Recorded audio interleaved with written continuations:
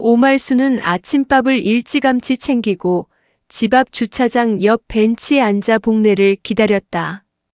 60대 후반, 이제는 아들 하나만 두고 사는 혼자 몸이지만 늘 바르게 화장하고 반듯하게 옷 입고 다녔다. 시장 한 바퀴 돌 때마다 동네 사람들 몇은 꼭 그녀를 붙들고 인사했다. 그럴 때마다 말수는 배꼽보다 약간 위에 걸친 핸드백을 꽉 쥔 채 고개를 3번쯤 끄덕여주곤 했다. 복내야, 너 또 늦으면 그냥 간다? 핸드폰을 꺼내 시계 앱을 켰다가 껐다. 그러다 저 멀리서 형광색 점퍼를 입고 다가오는 복내를 보고 다시 가방에 넣었다. 왜 이렇게 늦었어? 요 앞에서 기다린다더니. 버스 정류장에서 할망구 한 명이 넘어졌는데 나더러 일으켜달라 하더라고. 아이고 네가 효자네. 둘은 서로 팔짱을 끼고 시장 쪽으로 걸음을 옮겼다. 좁은 골목을 끼고 돌아가자 늘 다니던 동네 시장 입구 간판이 보였다. 현수막에는 여름맞이 삼겹살 대축제라 적혀 있었다.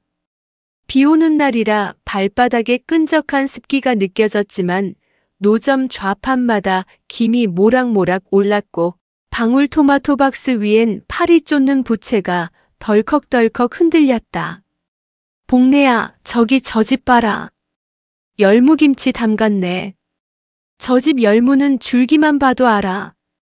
물 안 생기고 아삭한 집이다.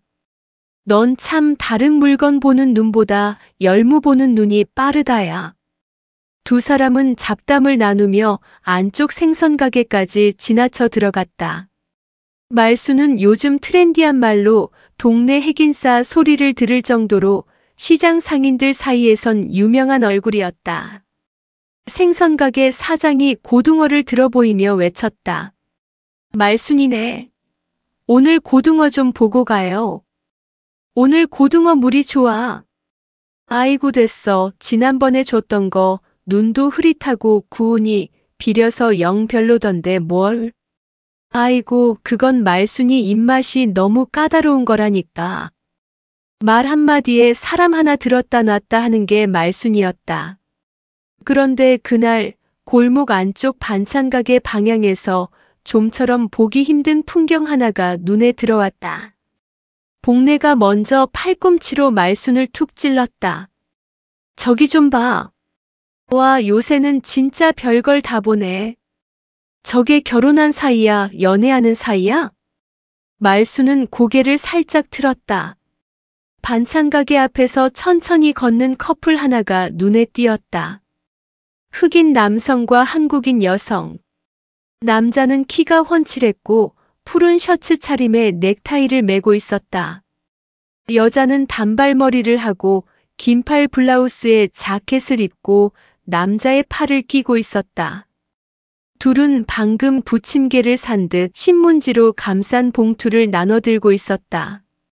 남자가 한국말로 많이 맵대요 이거라고 하자 여자는 웃으며 맵게 먹어야 맛있지요 라고 말했다. 복내가 다시 말했다. 시장에서 저렇게 붙어서 다니는 건 좀 그렇지 않냐? 사람들 다 보는데. 말수는 그들을 쳐다보며 입술을 비틀었다. 입안에서 말이 맴돌다 튀어나왔다. 저런 건 양공주 소리 들어도 싸지. 옛날 같았으면 미군 따라가려고 줄 섰을 애들이지 뭐. 복내는 소리 죽여 웃으며 손으로 입을 가렸다. 너도 진짜 말 좀 가려 해. 들으면 어쩌려고 그래. 말수는 아무렇지도 않게 말했다. 듣고 뭐 어쩌겠어. 내가 틀린 말 했냐? 요새 사람들은 뭐든 피해자 행세야. 그런데 그 순간이었다. 커플이 걸음을 멈췄다. 그리고 천천히 몸을 돌렸다.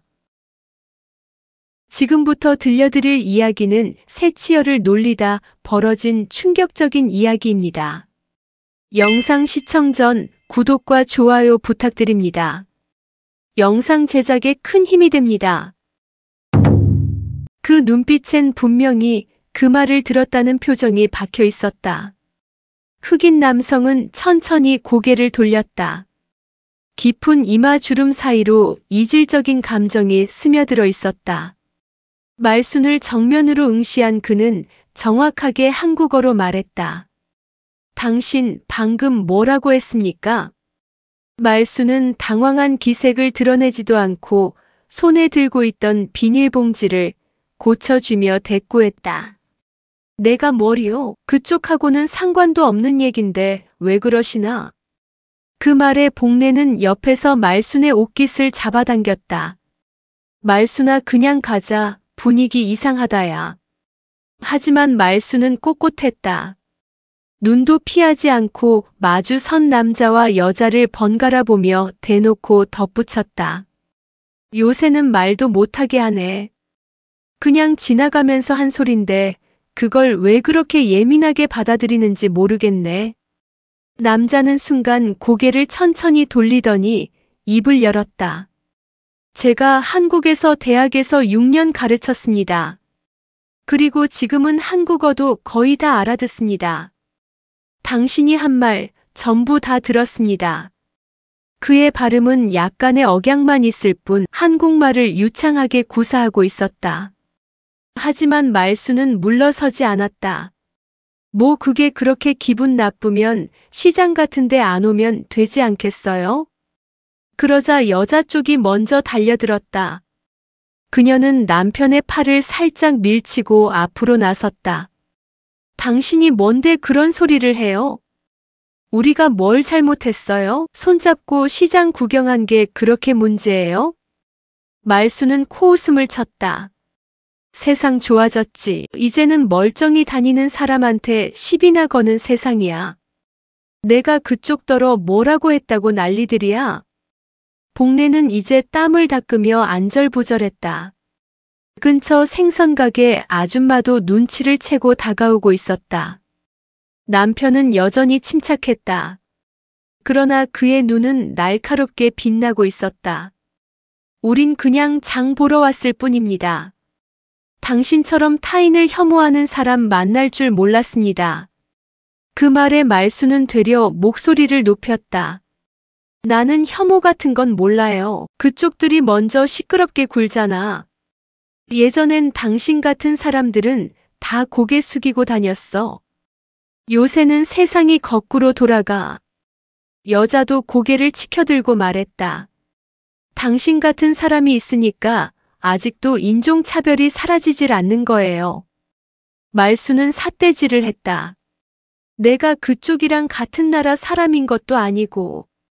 그냥 좀 조용히 살면 될 걸 왜 남한테 듣기 싫은 소리 듣게 하냐고. 주변 가게 상인 몇 명이 달려왔다. 건어물 가게 주인이 제일 먼저 달려오더니 손을 내저었다. 아이고 아주머니 여기서 이러지 마세요. 사람도 많은데 장사 망치게 생겼잖아요. 맞아요. 큰 소리 좀 그만 내요. 손님들 다 돌아서잖아. 복례는 말순의 팔을 끌어당기며 말했다. 그만 좀 해 말순아. 이거 이상하게 번지면 경찰 부른다야. 하지만 말순은 멈추지 않았다.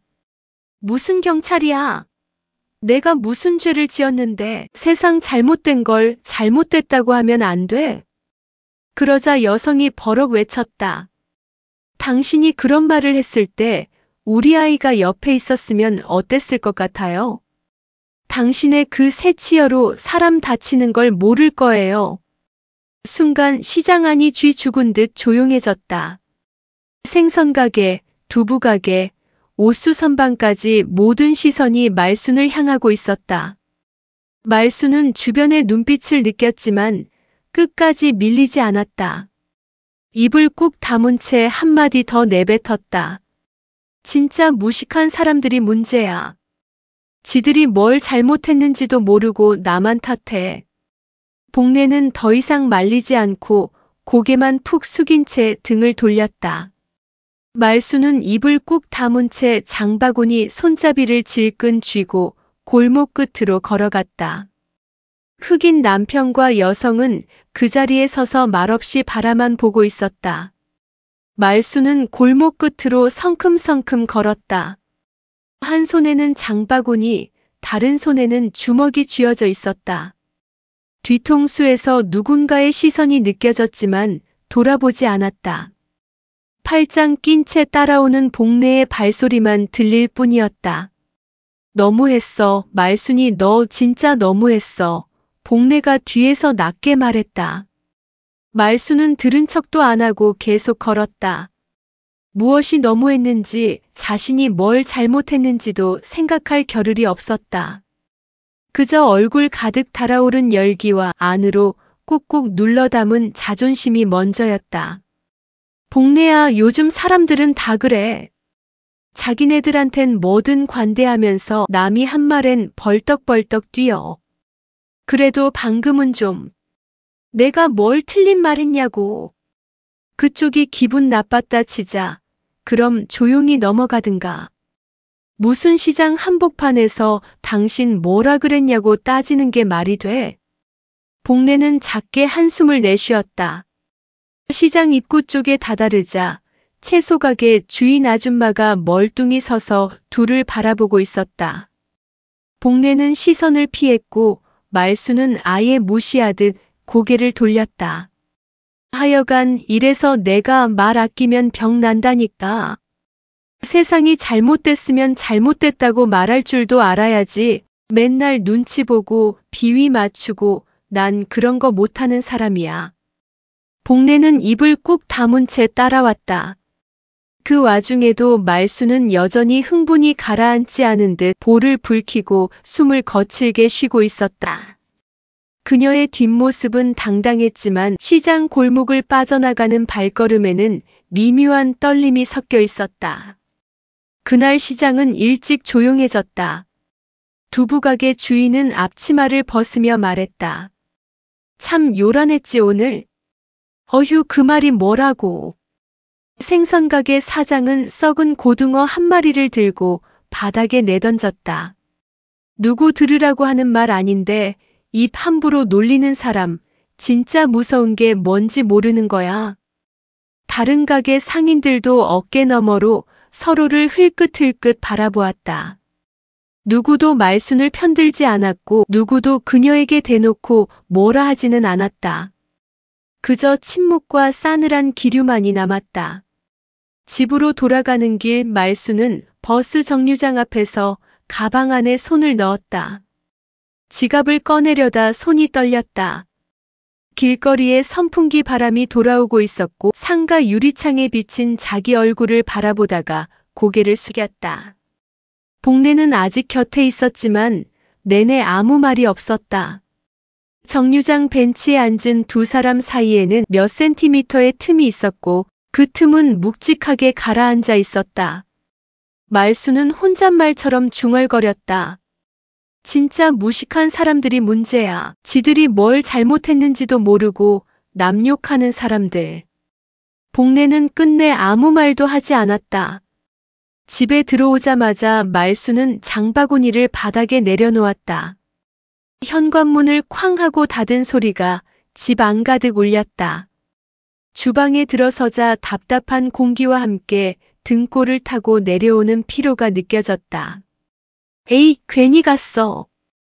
혼잣말을 내뱉으며 양손에 꽉 찬 비닐봉지를 식탁 위에 올려놓았다. 복례와 말없이 헤어진 골목길이 계속 떠올랐다. 말수는 냉장고를 열어 김치를 꺼내려다 말고 갑자기 손을 멈췄다.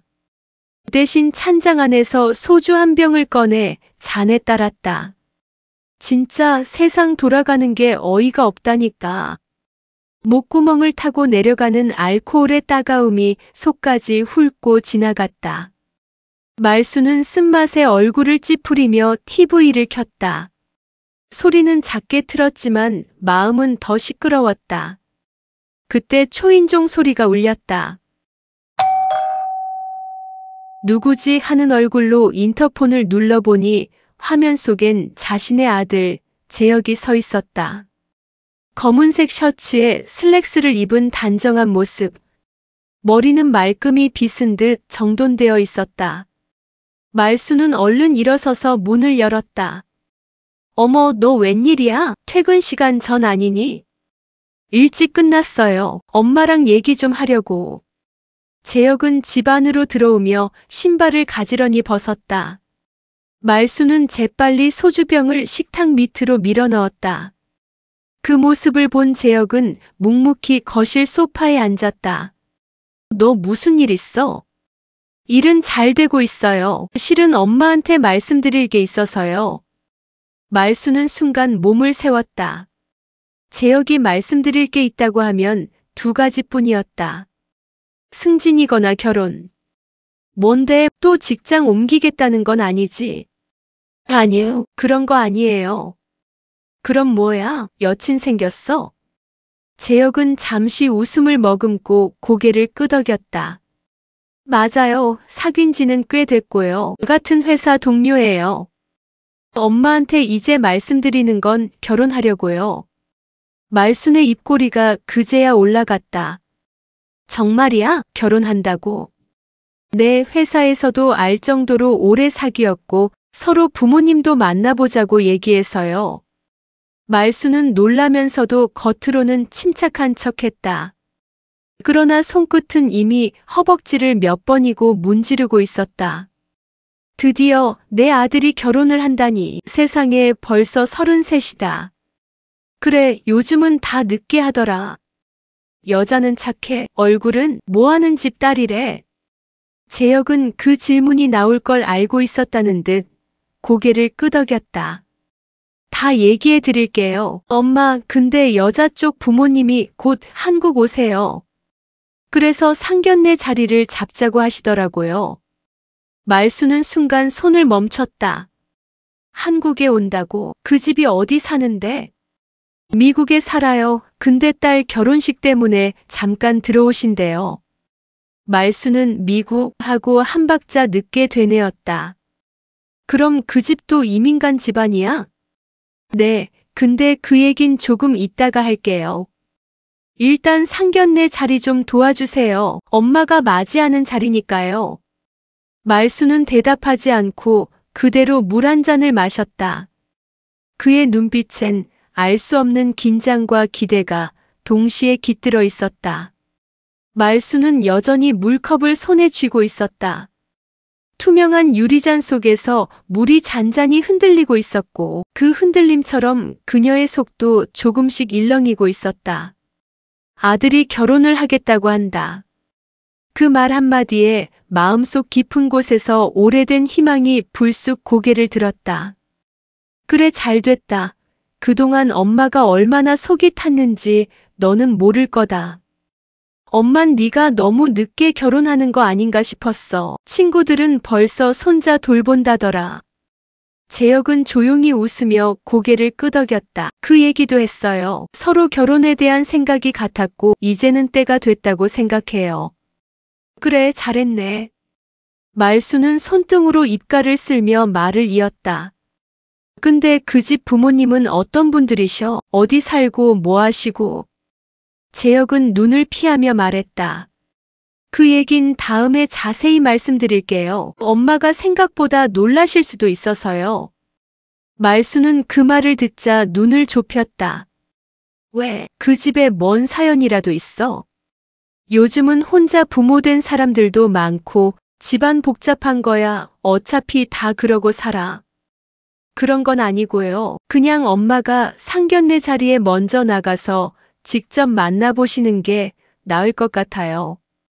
말수는 고개를 끄덕이긴 했지만 표정은 쉽게 풀리지 않았다. 그래도 기본적인 건 알고 있어야지. 혹시나 내가 나중에 실수라도 하면 어쩌려고 그래. 그러니까 지금은 그냥 그렇게만 알아주세요. 진짜 괜찮은 분들이에요. 엄마가 기대 이상이라고 느끼실 거예요. 너도 참 뭘 그리 감추고 그러냐. 어디서 만났는지도 안 알려줘. 재혁은 고개를 끄덕이며 살짝 미소를 지었다.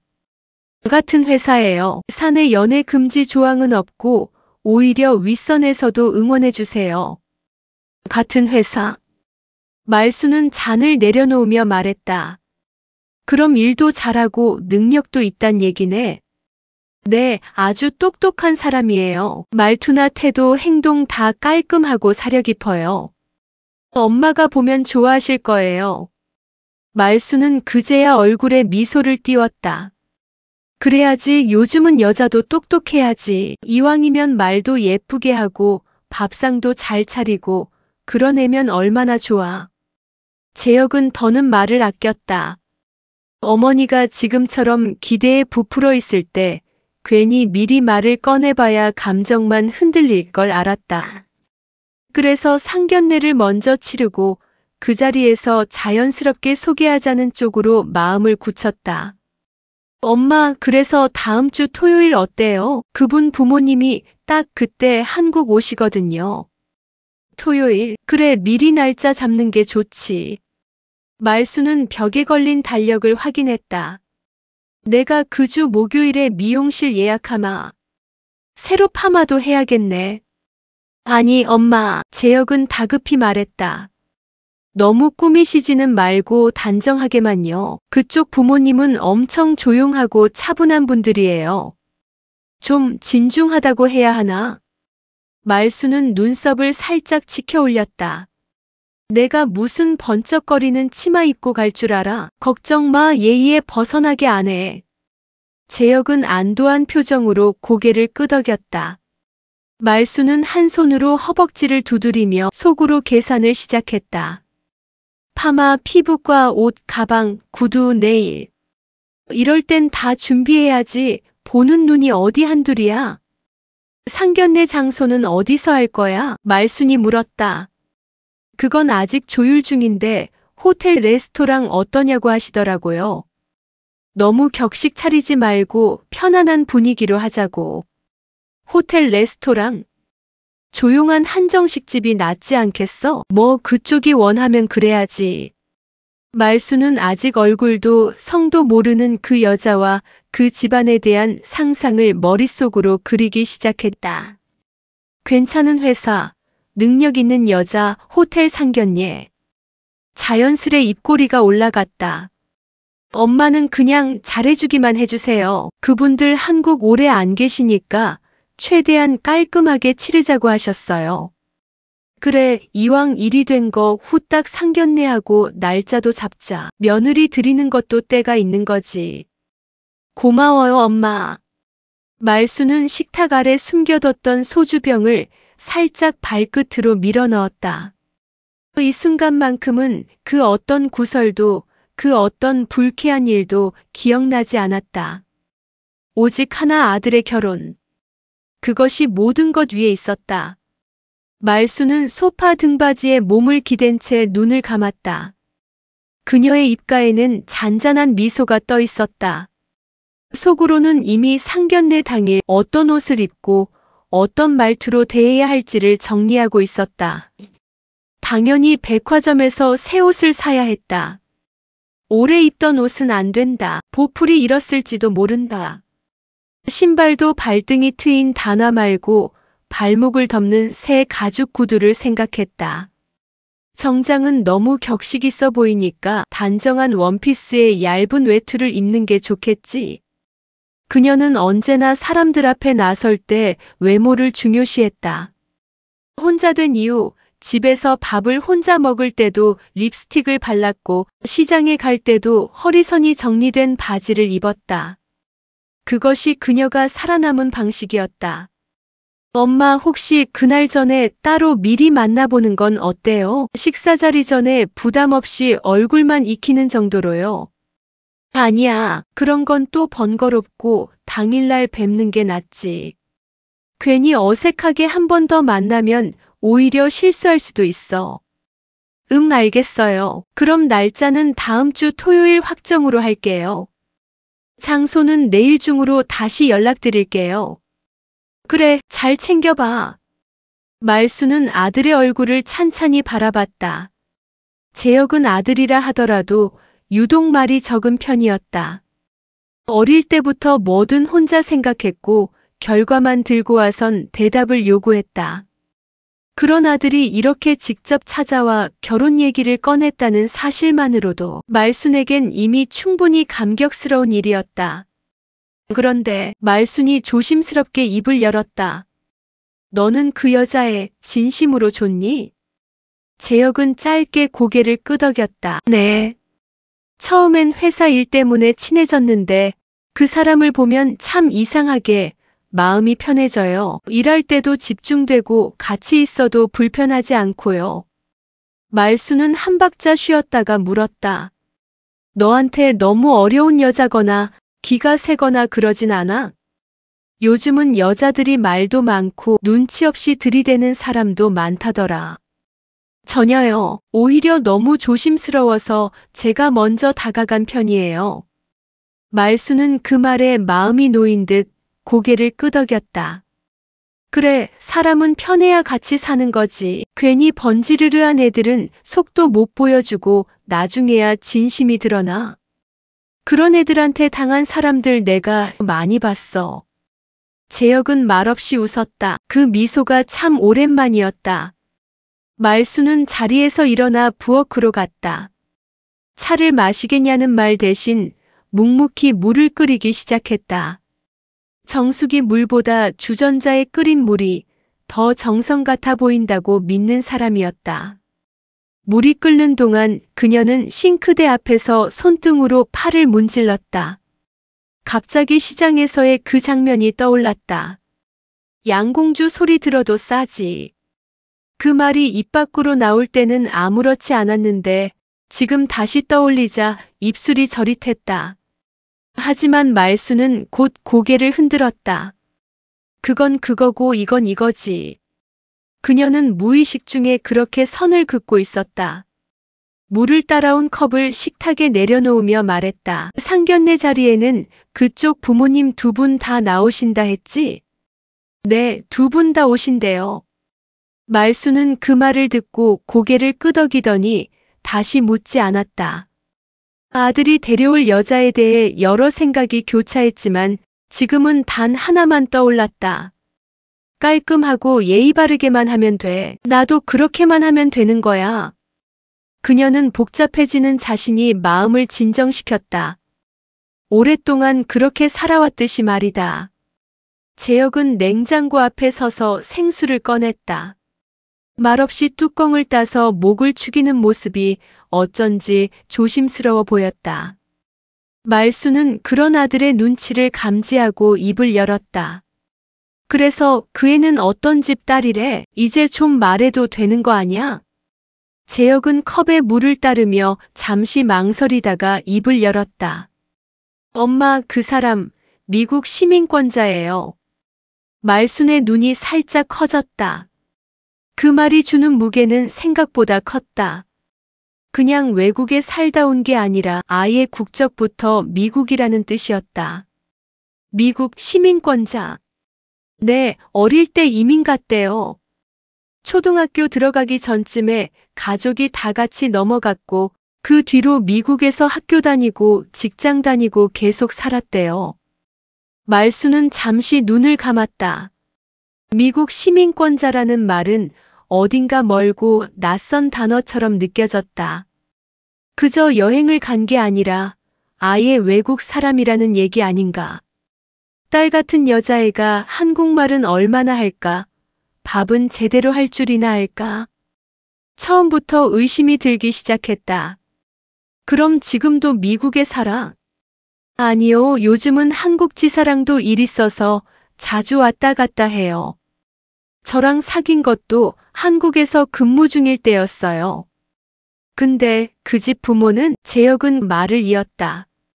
아버지는 일찍 돌아가셨어요. 듣기론 고등학생일 때쯤 돌아가셨다고 하더라고요.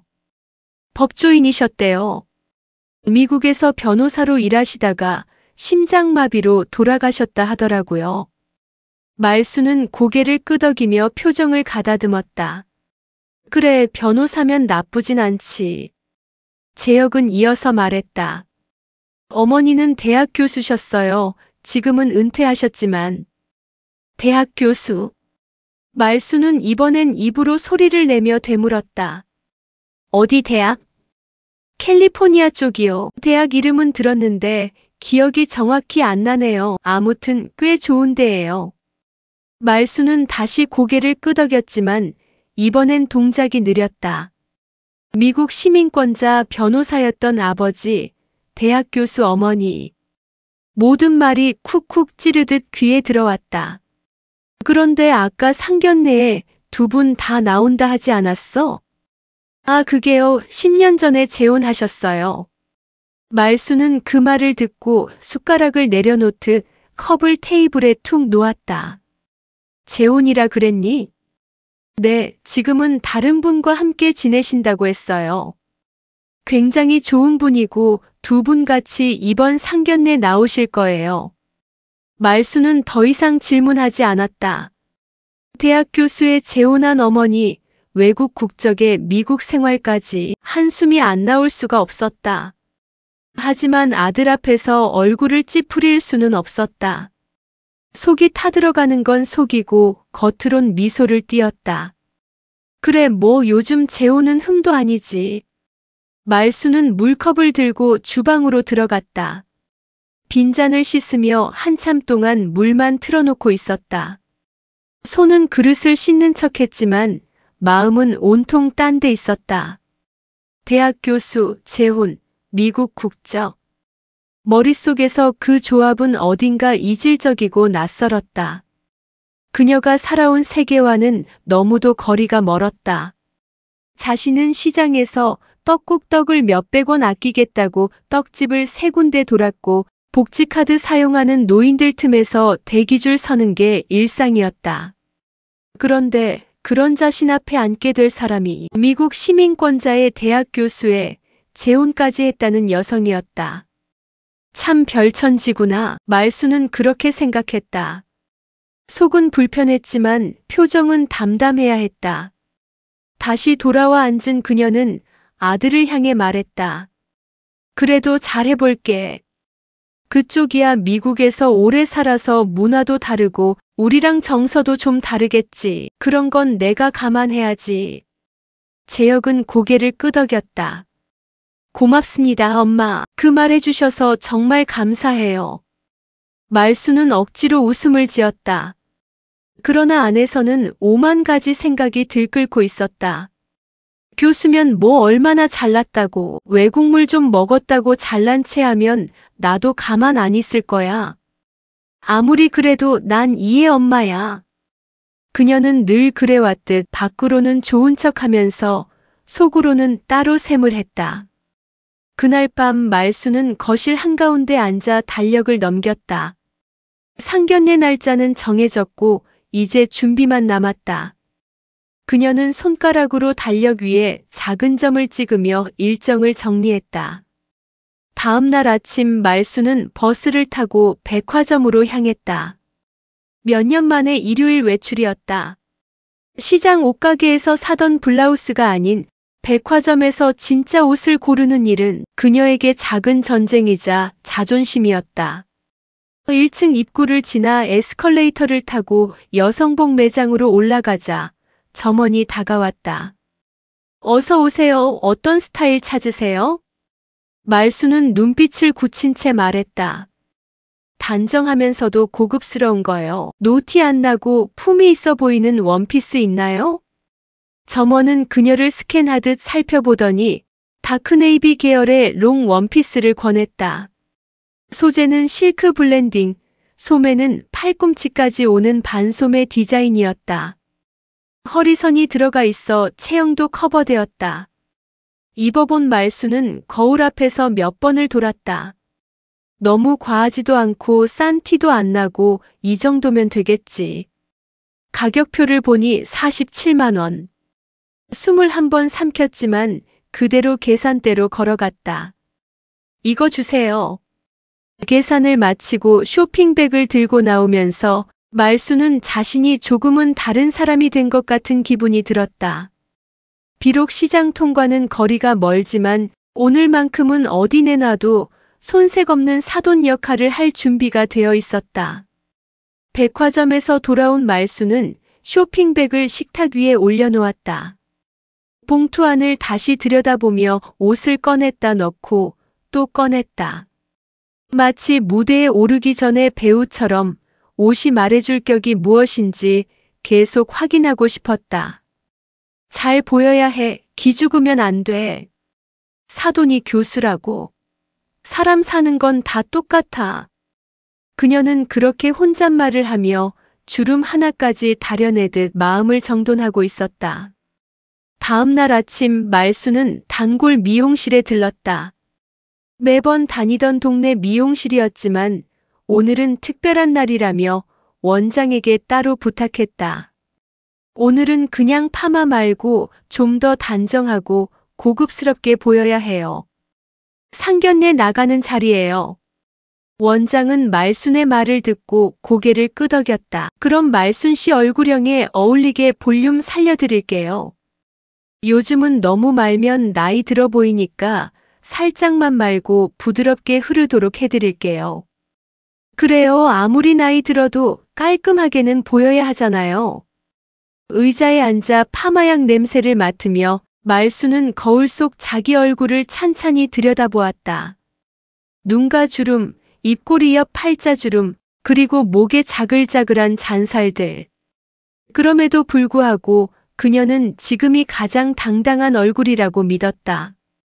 시집 장가 보낼 수 있는 나이까지 자식을 길러낸 것, 그것이 곧 그녀의 성취였다. 파마를 마치고 나온 말수는 다음으로 구두 매장을 들렀다. 이전까지는 편한 단화를 신었지만 이번엔 각 잡힌 가죽 구두를 사기로 마음먹었다. 깔끔하고 우아한 구두 하나 보여주세요. 굽은 너무 높지 않은 걸로요. 점원은 회색빛이 도는 베이지 컬러의 가죽 로퍼를 꺼내주었다. 말수는 신어보고 거울 앞에 섰다. 구두가 발에 착 감기는 느낌이 들었다. 이것이면 된다. 조금 아프더라도 견딜만 했다. 그녀는 바로 계산을 마치고 나왔다. 집으로 돌아온 뒤 말수는 새 구두와 새 원피스를 옷장 안에 나란히 걸었다. 방 한가운데에 서서 양손으로 허리를 짚은 채 한숨을 내쉬었다. 이제 다 준비됐네.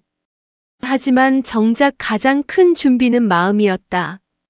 그녀는 거울 앞에 앉아 립스틱을 꺼내 들었다. 분홍빛 도는 밝은 색이었다. 아들이 좋아하는 색. 말수는 그걸 바르며 상견례 날을 상상했다. 아들의 옆에 앉아 웃는 여자, 그 옆에 단정한 옷을 입은 교수라는 여자가 있을 것이다. 그리고 그 맞은편에 자신을 상상해 보았다. 내가 꿀릴 게 뭐 있나? 잘난 내 아들, 나 혼자 키운 사람이야. 남편 병원비에 대학 등록금까지 다 내가 벌었어. 누가 뭐래도 내가 먼저 고개 숙일 일 없어. 그녀는 그렇게 되뇌며 마음을 다잡았다. 식탁에 앉아 밥을 먹으려던 말수는 문득 시장에서 있었던 일이 떠올랐다. 그날의 소란, 흑인 남성, 그와 손잡고 걷던 여자. 그리고 그 여자의 마지막 말이 떠올랐다. 당신은 평생 그 말 하나로 사람을 다치는 걸 모를 거예요. 그 말이 말순이 속을 건드렸다. 말수는 숟가락을 들다 말고 다시 내려놓았다. 하지만 곧 고개를 저었다. 내가 틀린 말 한 것도 아니고 말이야. 그녀는 다시 숟가락을 들었다. 재혁은 퇴근하자마자 어머니 집으로 향했다. 내일이면 상견례였다. 처음엔 멀리서 오시는 여자 쪽 부모님만 챙기려 했지만 결국은 가장 중요한 당사자, 말순부터 제대로 챙겨야 한다는 생각이 들었다. 문을 열고 들어서자 말수는 거실 바닥에 앉아 손톱에 투명 매니큐어를 바르고 있었다. 그 옆에는 다음날 입을 원피스가 널브러져 있었고 가방과 구두 상자도 이미 포장지에서 벗겨진 채 가지런히 놓여 있었다. 아들 왔어? 내일은 몇 시까지 준비하면 돼? 말수는 거울을 보고 있었지만 재혁이 들어오는 기척엔 바로 반응했다. 미리 예고했던 방문이라 그런지 얼굴에는 반가움도 긴장도 없었다. 재혁은 코트를 벗어 의자에 걸고 천천히 말문을 열었다. 엄마, 내일 진짜 중요해요. 제발 부탁드릴게요.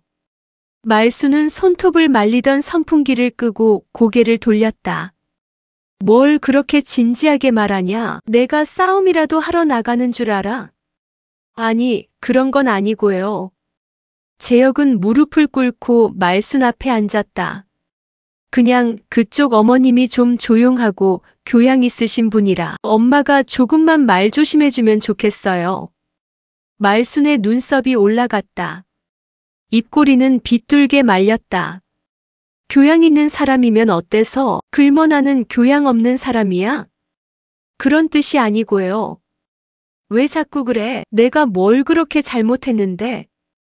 사람을 왜 자꾸 아래로 내려? 말순의 목소리에 날이 서기 시작했다.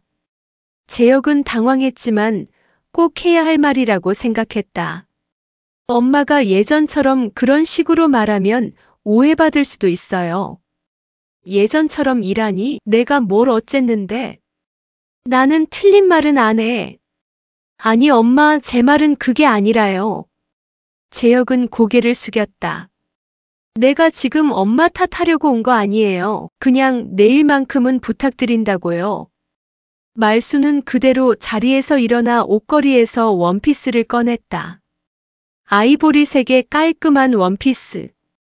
허리선이 살짝 들어가 있어 말순의 체형을 정돈해줬고 소매는 팔꿈치를 덮는 길이라 나이에 맞게 단정했다.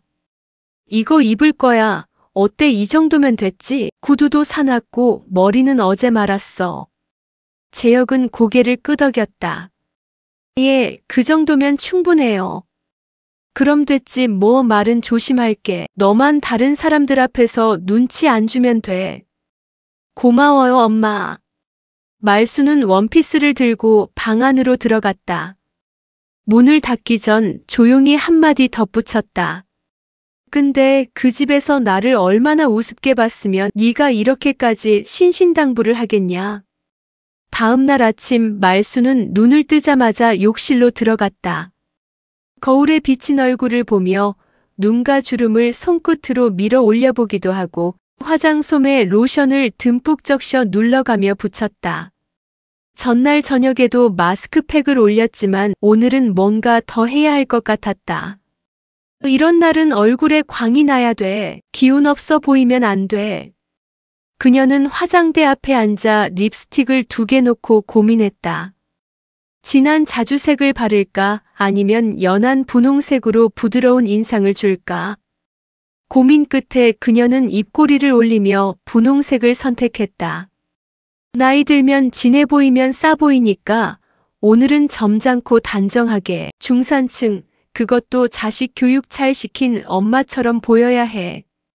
말순은 옷장을 열고 어제 다려둔 원피스를 꺼냈다. 아이보리 톤의 부드러운 소재, 허리선은 절제된 곡선을 살렸고 넥라인은 깊지 않게 올라와 노출 없는 단정한 디자인이었다. 그녀는 옷을 조심스레 걸쳐 입은 뒤 전신 거울 앞에 섰다. 괜찮네, 이 정도면 충분하지 뭐. 혼잣말처럼 중얼이며 가볍게 고개를 끄덕였다. 작은 진주 귀걸이를 귀에 꽂고 팔찌 하나를 손목에 걸었다. 과하지 않은 액세서리를 착용했고 목걸이는 일부러 생략했다. 너무 꾸몄다고 생각하진 않겠지? 아니지, 확실히 꾸며서 기를 죽여놔야 하려나. 대단하신 집안에서 내 아들 무시하면 안 되잖아. 그러고는 구두를 꺼냈다. 하이힐은 아니고 정장용 로퍼였다. 굽이 높지 않아 발이 편했고 무엇보다 격식을 갖춘 듯한 느낌을 주었다. 손에 쥔 작은 브라운 클러치백은 백화점에서 세일하던 상품이었지만 누가 보기에도 품이 있어 보일 만한 물건이었다. 출발 시간이 가까워지자 말순은 마지막으로 향수를 뿌렸다. 시트러스 계열의 은은한 향이 방 안에 맴돌았다. 정해진 약속 장소는 호텔 1층에 있는 이탈리안 레스토랑이었다. 말순은 예약 확인 문자를 2번, 3번 확인한 뒤 콜택시를 불렀다. 거울 앞을 떠날 때마다 다시 돌아서 옷매무새를 점검했고 머리카락이 삐져나온 곳이 없는지 손끝으로 눌러 정리했다. 택시가 도착하자 말순은 작은 가방을 들고 현관을 나섰다. 운전기사는 뒷좌석 문을 열어주며 인사했다. 어디까지 모실까요? 남산 호텔 입구로 가주세요. 네, 알겠습니다. 차가 움직이는 동안 말수는 창밖을 가만히 바라보았다. 지나가는 사람들과 버스 정류장에서 줄 선 노인들, 그리고 횡단보도에 서 있는 아이 엄마들을 보며 그녀는 갑자기 이런 생각이 들었다. 남 얘긴 줄 알았는데 나도 곧 며느리와 손주를 보겠네. 아들이 늘 결혼 생각이 없다 말해서 포기해야 하나 생각했는데 오늘만큼은 주인공처럼 느껴졌다.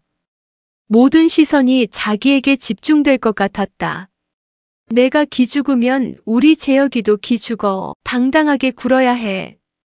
도착한 호텔 정문에서 내려 택시비를 지불하고 로비 안으로 들어섰을 때 말수는 순간적으로 주변을 둘러보았다. 대리석 바닥은 반짝였고 프런트에는 외국인 손님들이 영어로 말을 주고받고 있었다. 말수는 약간의 위축을 느꼈지만 곧 허리를 곧게 펴고 걸었다. 레스토랑 입구에 들어서자 직원이 고개를 숙이며 물었다. 예약자 성함 말씀해 주시겠어요? 김재혁이요. 12시로 돼 있을 거예요. 직원은 리스트를 확인하고 고개를 끄덕였다. 네, 예약자 확인되셨습니다. 안쪽 창가 자리로 안내해 드릴게요. 말수는 천천히 직원의 뒤를 따라 걸었다. 가방을 꼭 쥐고 있었고 구두굽이 바닥을 또박또박 두드리는 소리가 유난히 크게 들렸다. 자리에 도착하자 말수는 한쪽 의자에 앉았다. 손을 무릎 위에 가지런히 올리고 숨을 한번 고르며 레스토랑 내부를 둘러보았다. 흐르는 피아노 선율, 정갈하게 세팅된 식기, 은은한 조명. 말수는 안도의 한숨을 내쉬었다. 괜찮아, 이 정도면 나도 잘 어울려. 누가 봐도 품이 있어 보여. 그녀는 핸드폰을 꺼내 시간을 확인했다. 재혁은 아직 오지 않았고 상대방도 아직 도착 전이었다. 말수는 손가락을 맞잡은 채로 무릎 위에 올려놓고 있었다. 긴장한 티를 내지 않으려 애썼지만 손등 위 혈관이 도드라질 정도로 힘이 들어가 있었다. 그녀는 조심스럽게 물컵을 들어 입을 축이고 다시 조용히 내려놓았다. 레스토랑 한편에선 젊은 부부로 보이는 커플이 아이와 함께 식사를 하고 있었다. 아이의 웃음소리에 말수는 시선을 옮겼다. 그리고 곧 고개를 살짝 끄덕이며 웃었다. 하지만 그 웃음은 금세 지워졌다. 자신은 이제 그런 웃음을 지을 입장이 아니었다. 오늘은 잘 보여야 해. 괜히 눈 흘기고 태도 이상하게 보이면 안 돼. 재혁의 신신당부가 다시금 귓가를 맴돌았다. 절대 막말하지 마세요. 여자 쪽이 교양 있는 분들이에요. 그 말이 자꾸만 떠올랐다. 말순이 생각하기에 자기는 막말을 하는 사람이 아니라고 생각했다. 오히려 자기는 맞는 말만 했고 예의는 지켰다고 여겼다. 어쩜 제 엄마를 모를까? 나더러 막말하지 말란 소리나 하곤 말이야. 그녀는 순간 얼굴을 굳어졌지만 곧 표정을 풀었다. 주름진 입가에 미소를 얹은 채 다시 등받이에 기댔다. 고개를 살짝 들어 천장을 바라봤다. 샹들리에에서 은은한 조명이 쏟아졌고 고급스러운 음악이 흐르고 있었다. 그 분위기 안에서 자신도 한 부분으로 섞여 있다는 생각에 말수는 마음을 조금 놓았다. 이 정도 자리면 괜찮네. 여기서 시비 거는 사람은 없겠지. 그녀는 자신이 고른 옷과 구두, 액세서리를 다시 한번 훑었다. 자세를 한 번 더 고쳐 앉고 치마 끝을 다듬었다. 주변 시선은 의식하지 않으려 했지만 이미 뒷자리 여성들이 수군거리는 소리가 들리는 것 같기도 했다. 평소 같았으면 왜 쑥덕거리냐고 한마디 했을 테지만 오늘만큼은 참기로 했다. 먼저 와서 기다리고 있자니 입술이 바짝바짝 말라가며 더 긴장만 될 뿐이었다. 혹시라도 저쪽 부모가 나랑 눈 마주치자마자 실망하면 어떡하지? 교수라며 말투부터 다르겠지. 혹시 영어로 말 걸면 어쩌지? 나보고 대답하라고 하면 안 되는데. 불안감이 조용히 그러나 깊게 스며들고 있었다. 그러나 말수는 스스로 다잡았다. 가방을 열고 손수건을 꺼내 손에 쥐었다. 차가운 손바닥을 손수건으로 감싼 채 눈을 감았다. 잘해야 해. 첫 만남부터 쉽게 보이면 안 돼. 아무리 잘난 집안이라 해도 결국 딸 가진 집인데 나랑 같냔 말이지. 잠시 뒤 레스토랑 입구 쪽에서 직원의 인사 소리가 들렸다. 어서 오십시오. 이쪽으로 자리 안내해 드리겠습니다. 말수는 눈을 떴다. 가방을 정리하고 허리를 펴고 손끝에 힘을 주었다. 누군가 말순이 있는 쪽으로 오는 소리가 들렸다. 말순의 아들 재혁이었다. 재혁은 식탁 옆에 앉아 물컵을 만지작거리고 있었다. 예약 시간보다 10분 일찍 도착한 그는 계속해서 휴대폰 화면을 확인하며 살짝 들떠 있었다. 잠시 뒤 레스토랑 입구 쪽에서 직원이 허리를 깊숙이 숙이며 인사했다. 어서 오십시오. 재혁님 일행 맞으시죠? 자리로 안내해 드리겠습니다. 재혁은 고개를 들었다. 그리고 눈앞에 나타난 이들을 향해 자리에서 일어났다. 아, 오셨어요? 가장 먼저 눈에 들어온 건 그녀 자신의 연인이었다. 깔끔한 베이지색 투피스를 입은 여자는 자연스럽게 재혁에게로 다가와 인사했다. 재혁 씨, 오래 기다렸죠? 여자의 옆에는 한국인 중년 여성 한 명과 그 옆엔 체격이 좋고 이목구비가 뚜렷한 중년 흑인 남성이 서 있었다. 둘 다 포멀한 복장이었고 흑인 남성은 재킷 안에 넥타이까지 단정하게 매고 있었다. 처음 뵙겠습니다. 저는 신부 쪽 어머니, 그리고 이쪽은 제 남편입니다. 여성은 단정하게 고개를 숙였다. 흑인 남성은 밝은 미소와 함께 약간 어눌하지만 정중한 한국어로 인사했다. 만나서 반갑습니다. 재혁은 두 사람에게 각각 인사하고 테이블에 자리를 권했다. 세 사람은 천천히 의자에 앉으며 말순에게 인사를 했다. 테이블에 앉은 상대편 세 사람의 얼굴을 본 순간 말순의 눈이 커졌다. 숨이 멎는 듯한 정적이 뒷덜미를 훑고 지나갔다. 입가 근육이 순간적으로 풀리며 턱이 내려갔다. 그 자리에 앉아있는 두 사람은 며칠 전 시장에서 양공주라고 내뱉었던 그 흑인 남성과 한국인 여성이었다. 저 사람들이 왜 여기에 있지? 그녀는 순간 심장이 요동치는 걸 느꼈다. 속이 아찔했다. 허공이 뱅글뱅글 돌기라도 하는 듯 한쪽 발이 잠깐 헛디딘 느낌마저 들었다. 하지만 지금 나가면 모든 게 끝장이었다. 말수는 표정을 다잡았다. 입꼬리를 억지로 끌어올리고 눈가의 주름을 눌러내듯 미소를 지었다. 처음 뵙겠습니다. 오시는데 어려움은 없으셨습니까? 말수는 자리에서 일어나 최대한 침착한 말투로 초면 인척하며 인사를 했다. 네, 안녕하세요. 재혁이 어머니 되시죠? 상대 여성 그러니까 예비 사도는 밝은 표정으로 맞은사를 건넸다. 그녀는 말순을 알아본 기색이 전혀 없었다. 네, 맞아요. 우리 재혁이가 많이 부족하지만 잘 부탁드릴게요. 아이, 그런 말씀 마세요. 저희 아이도 많이 모자라요. 말수는 겉으론 웃으며 고개를 끄덕였지만 속에선 온갖 생각이 교차했다. 진짜 못 알아보는 건가? 아니면 못 본 척 하는 건가? 그 옆에 앉은 흑인 남성도 말순을 향해 정중히 고개를 숙였다. 안녕하세요. 저는 이 사람 남편입니다. 그는 여전히 어눌하지만 성실한 발음으로 인사를 건넸다. 말수는 순간적으로 마른 침을 삼켰다. 그러고는 연극을 이어갔다. 네, 반갑습니다. 이런 자리에서 인연이 되니 더 특별하네요. 말수는 의자에 조심스레 앉으며 손가락 끝을 맞잡아 무릎 위에 올렸다. 팔에 힘이 잔뜩 들어가 있었지만 겉으론 그저 단정해 보였다. 직원이 와서 메뉴판을 나눠주었고 자리에 모인 모두는 간단히 식사를 주문했다. 예비 며느리가 수저를 놓으며 말했다. 엄마, 여기 분위기 괜찮죠?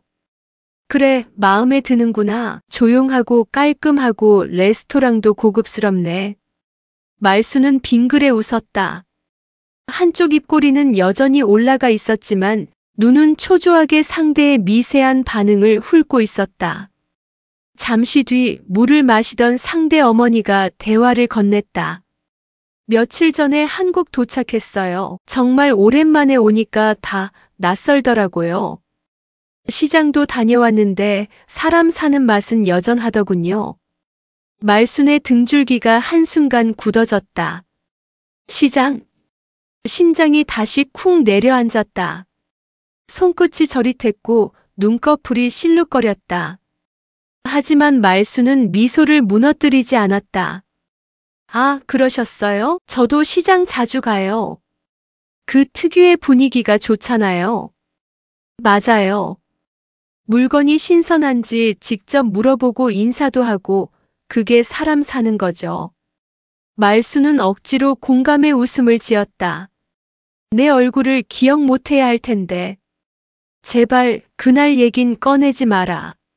예비사도는 더는 말을 잇지 않았다.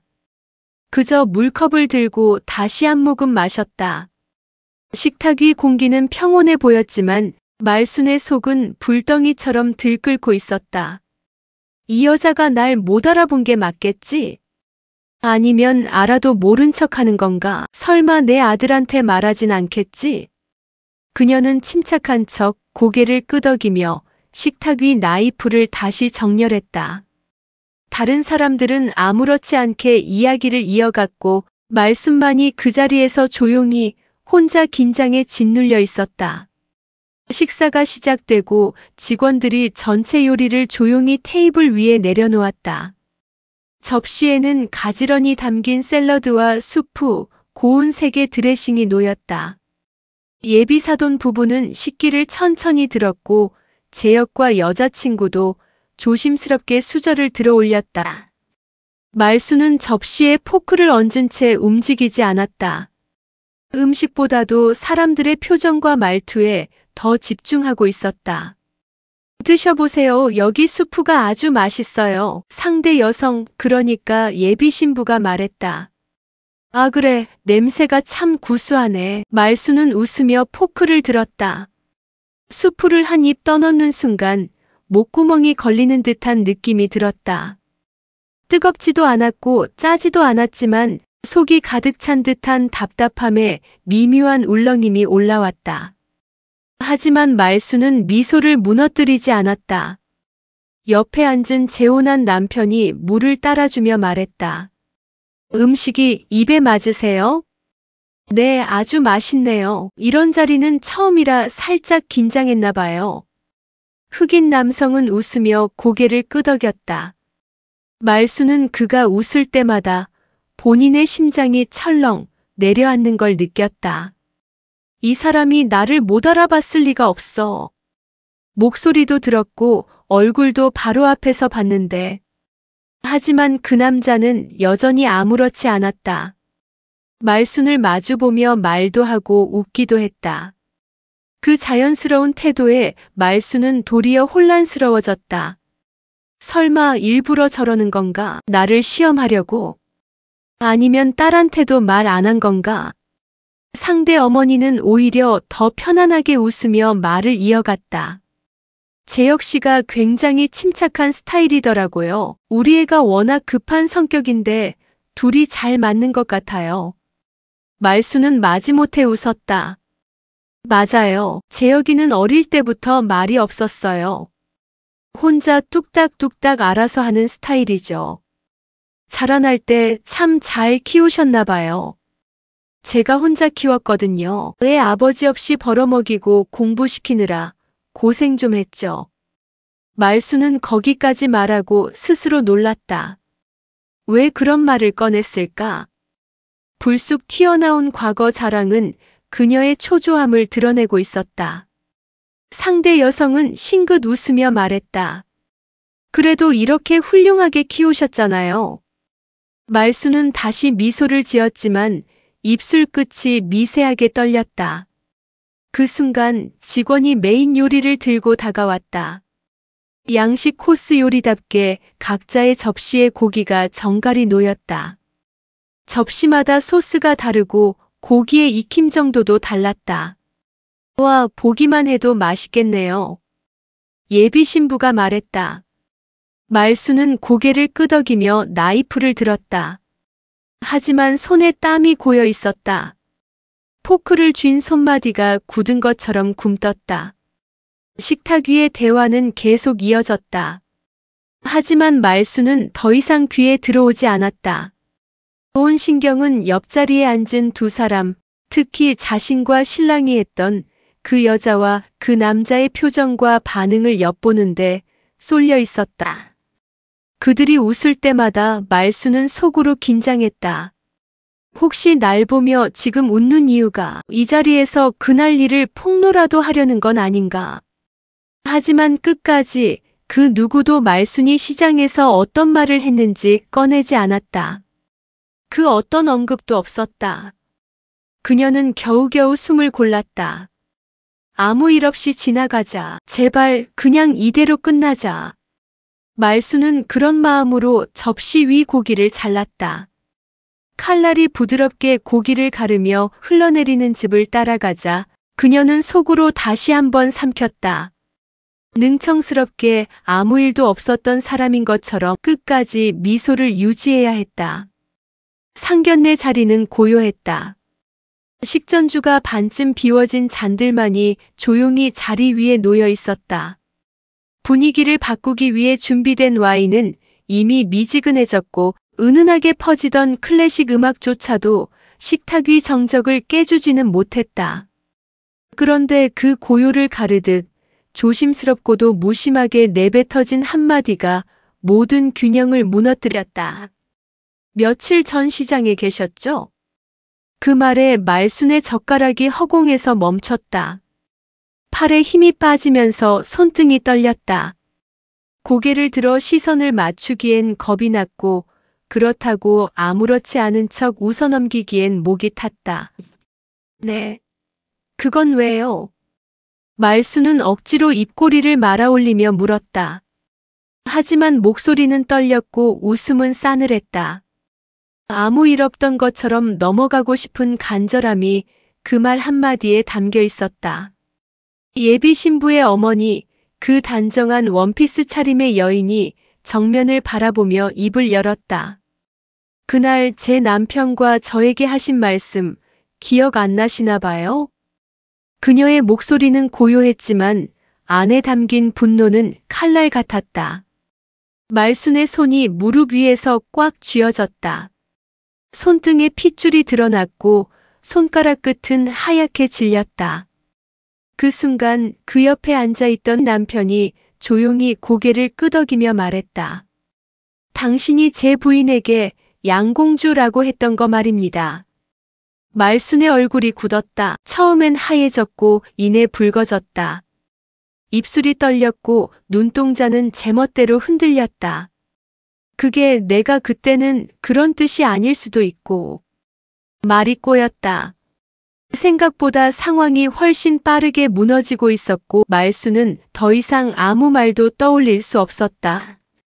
재혁은 혼란스러운 표정으로 고개를 이리저리 돌렸다. 방금 전까지만 해도 결혼을 허락해 줄 거라며 미소를 띠던 부모님이 지금은 냉혹한 표정으로 자신을 바라보고 있었다. 예비 신부가 의아한 얼굴로 어머니에게 물었다. 엄마, 무슨 말이에요? 재혁 씨 어머님이 무슨 말을 한 거예요? 하지만 어머니는 딸을 보지도 않고 일어섰다. 너한테 설명할 필요 없어. 난 여기서 나가야겠다. 흑인 남편은 천천히 손수건으로 입을 닫고 젓가락을 가지런히 내려놓았다. 딸이 무슨 말인가 하려 했지만 이미 아버지까지 자리를 박차고 일어서고 있었다. 실망스럽군요. 그 한마디만을 남기고 두 사람은 천천히 회전문 쪽으로 걸어 나갔다. 예비 신부는 그대로 따라 나섰다. 돌아볼 틈도 따질 틈도 없었다. 입술을 질끈 깨물며 걸음을 재촉했다. 식탁 위엔 고기 요리가 식고 있었고 반쯤 남은 와인도 마시지 못한 채였다. 재혁은 자리에 앉아 두 손으로 머리를 감싸며 고개를 들지 못했다. 귀까지 벌개진 얼굴로 눈은 붉게 충혈되어 있었다.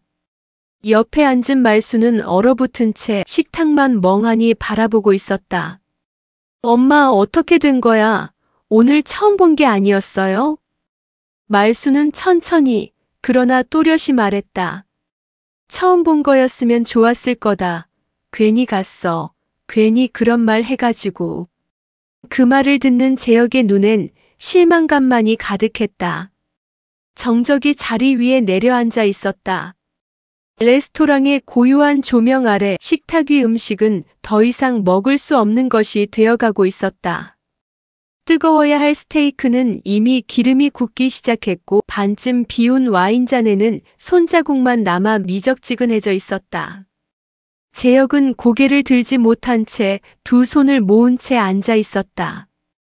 평소 어머니의 교양 없는 행동이 자신에게 이런 참담한 결과를 가져왔다는 사실에 절망하고 있었다. 말수는 포크와 나이프를 내려놓은 채 재혁의 눈치를 봤다. 그러다 이내 입을 열었다. 재혁아, 엄마는 그냥 그때 몰라서 그랬다. 여기서 마주칠 줄은 몰랐어. 재혁은 그제야 천천히 고개를 들었다. 하지만 그 눈엔 어머니를 향한 따뜻함도 연민도 없었다. 그저 처참할 정도로 차가운 눈빛만이 있었다. 몰랐다고요? 사람 얼굴 보고 아무 말이나 내뱉는 게 몰라서 한 짓이에요? 말수는 당황했다. 아들이 이렇게 냉정한 목소리로 자신에게 말한 적은 없었다. 그저 가끔 툴툴거리거나 어지간하면 무시로 일관하던 그 아이였다. 그런 재혁이 지금 자기에게 혐오를 담아 쏘아붙이고 있었다. 그런 말을 하면 안 되는 건 나이하고 상관없는 거예요. 어머니가 배운 게 없고 영어를 못하고 그런 거랑 이건 아무 상관없어요. 그냥 무례하고 못 배운 짓이었던 거예요. 말수는 가슴이 철렁 내려앉았다. 머릿속에선 그래도 내가 널 어떻게 키웠는데 라는 말이 맴돌았지만 그 말을 꺼내는 순간 아들은 돌아서 버릴 것 같아 입을 다물었다. 재혁의 목소리는 더 낮고 또렷하게 갈라졌다. 엄마가 내 엄마인 게 너무 창피하고 숨고 싶어요. 말수는 갑자기 가슴께를 움켜쥐었다. 숨이 턱 막혔다. 창피하고 후회스러웠다. 하지만 더 서러운 건 아들이 자신을 향해 느끼는 혐오감이었다. 그 눈빛 속엔 평생을 바쳐 키운 자식의 애틋함이란 것이 하나도 없었다. 엄마는 그날 예비 사돈 부부인 줄 몰랐고 그냥 그런 말을 내뱉었다고요? 엄마가 그냥 한 말이 듣는 사람에게는 큰 상처가 되는 거예요. 대체 엄마는 왜 그렇게 말을 막 하고 다녀요? 말수는 손을 떨며 가방을 꺼냈다. 이 자리에서 당장 일어나야 할 것 같았고 뭔가를 해야 한다는 조급함이 몰려왔다. 하지만 손가락이 말을 듣지 않았다. 지퍼 하나 여는데도 몇 초가 걸렸고 입술은 자꾸 바싹 말라갔다. 그때 레스토랑 직원이 조심스럽게 다가왔다. 혹시 식사는 마저 드시겠습니까? 그 말에 재혁은 허공을 바라보다가 고개를 저었다. 말순도 대답하지 못했다. 그냥 치워주세요. 직원이 음식을 치우는 동안 두 사람 사이엔 다시 정적만이 흘렀다. 식사가 끝났지만 그 자리는 결코 정리되지 않았다. 애써 차려입은 정장과 단정한 헤어스타일, 백화점에서 산 귀걸이조차 이 무너진 관계를 붙잡아주진 못했다. 말수는 마지막 희망을 걸 듯 천천히 입을 열었다. 그분들께 내가 사과하면 안 될까? 진심으로 찾아가서 빌면. 재혁은 고개를 돌렸다. 그 표정엔 어떤 감정도 남아있지 않았다. 늦었어요, 엄마. 그분들은 엄마가 어떤 사람인지 오늘 확실히 봤고 느꼈어요. 사과한다고 다 돌릴 수 있는 게 아니에요. 말수는 손끝을 움켜쥐었다. 온몸에 힘이 빠졌고 의자에 몸을 기대지 않으면 주저앉을 것 같았다. 그리고 그 순간 문 쪽에서 들려오는 인기척에 고개를 돌렸다. 레스토랑 유리문 너머로 회전문이 천천히 돌고 있었고 호텔을 오고 가는 사람들의 발걸음 소리만 멀어져 갔다. 말수는 멍하니 그 문을 바라봤다. 내가 뭘 그렇게 잘못했다고. 혼잣말처럼 흘러나온 말에 재혁은 대답하지 않았다. 엄마, 그가 입을 열었다.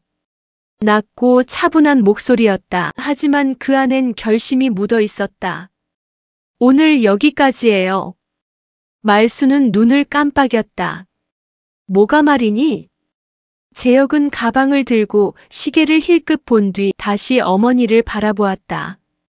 결혼도 엄마와의 관계도 다 여기까지예요.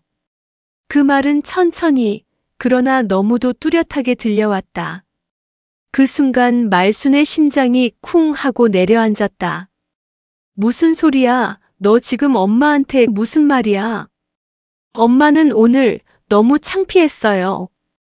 그리고 그분들에게도 말 못할 상처를 줬어요. 더는 이런 엄마와 가족이라는 이름으로 묶이고 싶지 않아요. 재혁아, 엄마가 미안하다.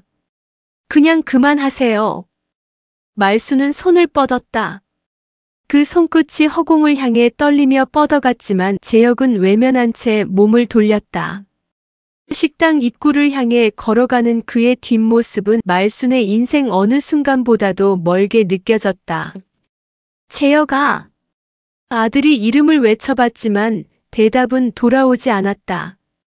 그저 조용히 묵묵히 멀어져 갔다. 말수는 의자에 주저앉았다. 지금껏 살아오며 수많은 말을 내뱉고 많은 사람들과 싸웠지만 이렇게까지 참담한 적은 없었다. 엄마와의 관계도 여기까지예요 라는 아들의 말이 맴돌았다. 재혁은 그렇게 말순 곁에서 사라졌다. 그날 이후 말수는 아들과의 연락을 시도했지만 재혁은 단 한 번도 전화를 받지 않았다.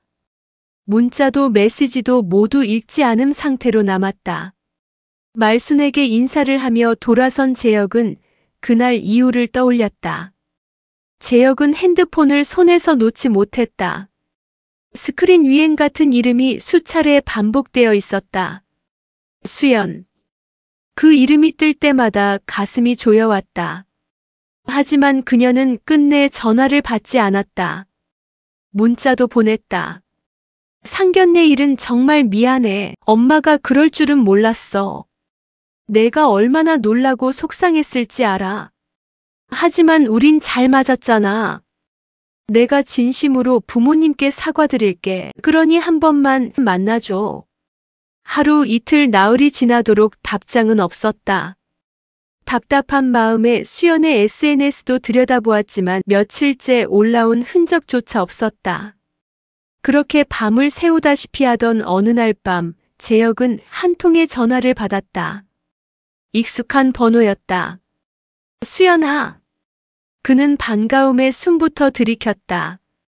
하지만 그 반가움은 그녀의 차가운 목소리에 눌려 금세 식어버렸다. 재혁 씨, 더는 연락하지 말아줘요. 그 말에 재혁은 말문이 막혔다. 잠깐만. 아니, 수연아, 무슨 말이야. 우리 얘기 좀 해보자. 얘기할 거 없어요. 전화기 너머로 그녀의 숨소리가 떨렸다. 우리 부모님은 그 결혼 원하지 않아요. 나도 솔직히. 잠시 침묵이 흘렀다. 그 침묵은 오히려 말보다 더 거칠게 재혁의 귓가를 때렸다. 솔직히 입에 올리기도 힘든 말로 우리 엄마를 욕보인 분을 시어머니로 모시고 싶진 않아요.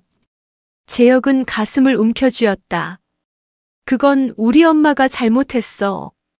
정말 미안해. 엄마도 사과하고 싶어 해. 수연아, 그건 오해일 수도 있어. 오해? 수연의 목소리가 한 톤 올라갔다. 사람 얼굴 보고 양공주라는 말을 내뱉는 게 오해라고?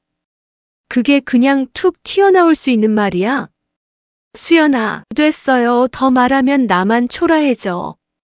그냥 여기까지예요. 우리 그만해요. 통화는 일방적으로 종료되었다. 남겨진 건 짧은 삐소리와 재혁의 고요한 숨소리뿐이었다. 그는 휴대폰을 들고 멍하니 앉아 있었다. 거실 시계의 초침 소리가 유독 또렷하게 들려왔다. 다시는 붙잡을 수 없을 만큼 무언가가 완전히 끊어졌다는 느낌이 들었다. 말수는 집으로 돌아와 오늘 일어난 일을 곱씹었다. 도대체 왜 저렇게 꽉 막혀가지고, 아니, 내가 뭐 얼마나 잘못했길래 그깟 일 가지고 그렇게까지 해? 그녀는 자리에서 벌떡 일어나더니 거실을 서성였다. 손을 허리에 올리고 혀를 차고 이내 깊은 한숨을 내쉬었다. 하지만 옆에 앉은 재혁은 아무 말도 하지 않았다. 말수는 그런 아들을 보며 다시 열을 올렸다. 그깟 결혼 하나로 인생 망치게 생겼다니 어이가 없네 정말. 방으로 들어간 그녀는 전화를 꺼내 들었다. 통화 목록을 보더니 복래라는 이름을 눌렀다. 여보세요? 복래야? 아우, 나 진짜 억장이 무너져서 전화했어. 그 며느리 될 애가 말 하나 실수한 걸로 결혼을 없던 일로 하겠대. 이게 말이 돼? 복래의 대답은 잠시 조용했다. 그러다 나온 첫마디가 말순을 잠시 얼어붙게 했다. 그 입 좀 조심하지 그랬어. 뭐? 그때도 내가 옆에서 들었잖아. 시장 한복판에서 그런 소릴 왜 해? 그 말 듣고 가만히 있을 사람이 어디 있어? 너까지 왜 그래? 나는 그냥 습관처럼 습관이 문제야. 그 습관 때문에 네 인생이 이렇게 된 거라고. 그 사람들도 참았을 거야. 그런데 네가 상견례 자리에서까지 시치미 떼고 앉아있으니 더 못 참은 거지. 말수는 아무 말도 하지 못했다. 복래의 말은 날카로웠고 무엇보다 정확했다. 그날 네가 뭐라 그랬는지 시장 사람들 다 알아. 오말순이 양공주 어쩌고 한 거 소문 다 났다니까. 다들 수군거려서 괜히 나도 눈치 보여. 그 말에 말수는 가슴께를 움켜쥐었다. 불쾌함보다 먼저 치고 들어온 감정은 창피함이었다. 내가 그렇게까지 심했나? 그럼 심했지. 남 흉을 보더라도 그 말은 안 했어야 했어.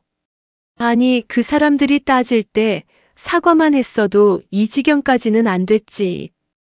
복래는 전화를 끊었다. 이번엔 말순이 일방적으로 남겨졌다. 말순은 전화를 끊고도 한참을 멍하니 서 있었다. 손에 쥐고 있던 핸드폰이 어느 순간 식탁 위로 미끄러졌다. 그녀는 자리에 앉지도 못하고 거실 창문 앞에 섰다. 밖을 내다보면 조금은 마음이 가라앉을 줄 알았다. 하지만 유리창에 비친 자신의 얼굴을 마주한 순간 되레 가슴이 더 저릿했다. 눈가에는 주름이 깊게 패여 있었고 입가엔 지워지지 않는 찡그림이 남아 있었다. 정말 내가 그랬단 말이지. 혼잣말이 나왔다. 처음엔 억울함만 들끓었는데 지금은 고개를 들 용기가 나지 않았다. 복래의 말이 떠올랐다. 그 입 좀 조심하지 그랬어. 그 말이 귓가를 떠나지 않았다. 다음 날 아침 말수는 평소처럼 장바구니를 들고 동네 마트로 나섰다. 바람이 차가웠지만 햇살은 따뜻했다. 평소 반갑게 인사를 건네던 이웃들이 지나가며 힐끔힐끔 쳐다보기만 할 뿐 말을 걸지 않았다. 김씨 아주머니가 그녀를 보더니 조용히 옆집 이씨 아주머니의 팔을 툭 건드렸다. 두 사람은 아무 말 없이 고개를 끄덕이며 뭔가를 속삭였다. 말수는 그 장면을 못 본 척 하려 했다. 마트 안으로 들어갔을 때 정육 코너의 종업원이 그녀를 보고 조용히 시선을 돌렸다. 그 남자는 늘 오늘도 국거리예요? 하며 웃어주던 사람이었다. 하지만 오늘은 달랐다. 말순이 사태 좀 주세요라고 말하자 그는 아무 대꾸 없이 고개만 끄덕이고 비닐봉지를 꺼냈다. 말도 눈빛도 정없었다. 계산을 마치고 나오는데 뒷사람 둘이 수군대는 소리가 들렸다. 저 사람 맞지? 시장에서 그랬다던 그 사람. 양공주 어쩌고 했다는 그 말순이. 말순의 손이 바들바들 떨리기 시작했다. 봉지를 쥐고 있는 손마디가 하얗게 질렸다. 집으로 돌아오는 길 지나가던 아이가 엄마, 저 아줌마가 그 아줌마야? 묻는 소리에 그 옆에 엄마가 쉿! 그런 말 하지 마 하며 아이를 끌어당기는 모습도 보였다. 말순은 처음으로 동네가 낯설게 느껴졌다. 이곳에서 수십 년을 살아왔지만 오늘만큼은 발붙일 곳이 없어 보였다. 어디에 있어도 시선이 따라붙는 느낌이 들고 말 한마디로 사람이 얼마나 작아질 수 있는지 처음 알았다. 집에 도착한 말순은 문을 잠그고 그대로 벽에 기대어 주저앉았다. 등이 미끄러지듯 벽을 타고 내려갔고 바닥에 주저앉은 그녀의 얼굴에 주름이 더 깊게 패였다. 누굴 탓하겠어, 다 내 업보다. 그녀는 중얼였다. 억울함도 분노도 이제는 남지 않았다. 남은 건 후회와 스스로에 대한 혐오감뿐이었다. 그렇게 말순은 오래도록 바닥에 앉아 있었다. 문 너머로는 이웃 아이들의 웃음소리가 들려왔고 그 소리는 어쩐지 자신과는 무관한 세상처럼 느껴졌다. 밤이 되자 말순은 불을 켜지 않은 채 거실에 앉아 있었다. TV는 켜져 있었지만 소리는 꺼져 있었다. 그녀는 멍하니 화면만 바라봤다. 아무 소리 없는 방송, 움직이는 사람들, 웃고 떠드는 자막들이 기괴하게 느껴졌다. 양공주라는 그 단어 하나가 자신의 삶을 이토록 쑥대밭으로 만들 줄은 몰랐다. 말순은 자신도 모르게 되뇌었다. 그 말이 그렇게 큰 잘못이었나? 하지만 곧 고개를 가로저었다. 말은 그렇게 해도 그녀의 가슴 깊은 곳에서는 인정하고 있었다. 자기 입에서 나온 그 말이 얼마나 무례하고 폭력적인 언어였는지 말이다. 모두 자기 입 때문이었다. 그 순간 상견례 날의 장면이 머릿속을 맴돌기 시작했다. 말순은 고개를 숙였다. 손등에 눈물이 뚝뚝 떨어졌다. 재혁이가 엄마를 얼마나 창피하게 생각했을까? 그날 이후 아들은 집에 오지 않았다. 전화도 없고 문자도 없었다. 일이 이 지경이 되고 나서야 평소 아들이 말 좀 가려하시라며 신신당부하던 게 생각이 났다. 자식 하나만 보고 살았다는 그 헌신이 결국 아들의 앞길을 짓밟은 여자. 그게 오말순이었다. 며칠 밤을 뒤척였다. 말순은 침대에 누운 채 눈을 감지도 못했다. 휴대폰은 머리맡에 놓여 있었고 알림이 울릴 때마다 벌떡 일어나 확인했다. 하지만 오는 건 마트 할인 문자뿐 아들의 이름은 한 번도 뜨지 않았다. 이런 식으로 그냥 끝내면 어떡해. 그녀는 휴대폰을 가슴에 껴안은 채 중얼거렸다. 사정이라도 해보고 싶었다. 예비 신부에게도 그녀의 부모에게도 한 번만 기회를 달라고 말하고 싶었다. 입에서 나온 말이 큰 죄였다면 무릎이라도 꿇고 사죄하고 싶었다. 그날 저녁 말순은 재혁의 방에서 슬쩍 꺼내본 주소록 메모장을 뒤졌다. 다행인지 불행인지 예비 신부 이름 옆에 주소가 적혀 있었다. 서울 외곽 신식 아파트 단지였다. 다음 날 아침 말순은 새벽같이 눈을 떴다. 간밤에 다리 근육이 뭉쳐 제대로 잠도 못 잤지만 마음은 조급했다. 청소도 하지 않은 채 옷만 갈아입고 버스를 갈아타며 아파트로 향했다. 고급 단지였다. 보안도 삼엄했다. 경비실에서 거주 여부를 확인하는 사이 그녀는 입구에 놓인 택배 상자들을 훑어보다 예비신부의 이름을 찾았다. 5동 903호. 재빨리 엘리베이터에 올라탔다. 현관문 앞에 선 말수는 깊게 숨을 들이켰다. 그제야 자신의 차림이 초라하다는 걸 깨달았다. 구김간 재킷에 다소 바랜 바지. 머리는 제대로 정돈도 못했다. 하지만 그런 게 중요할 상황이 아니었다. 벨을 눌렀다. 누구세요? 안에서 들리는 목소리는 차가웠다. 상견례 자리에서 만난 재혁이 여자친구 목소리였다. 말수는 바짝 긴장한 목소리로 말했다. 나예요, 재혁이 엄마. 내가 너무 미안해서 사과하러 왔어요. 짧은 정적이 흐른 후 차디찬 목소리가 흘러나왔다. 돌아가세요. 아니야, 수연 씨, 나 정말 미안해서 왔어. 그런 뜻 아니었어. 거기서 두 분이 수연 씨 부모님인 줄 몰라서 그랬어. 말수는 눈물까지 흘리며 애원했다. 손으로 현관문을 짚고 고개를 숙였다. 어머니 아니시잖아요. 저 그런 호칭도 듣기 싫어요. 그냥 그날 말은 내가 잘못했어. 다 내 입이 문제였어. 수연 씨한테 상처 준 거 정말 후회해. 그녀는 그대로 무릎을 꿇었다. 모든 체면을 내려놨다. 무릎에서 통증이 올라왔지만 견뎠다.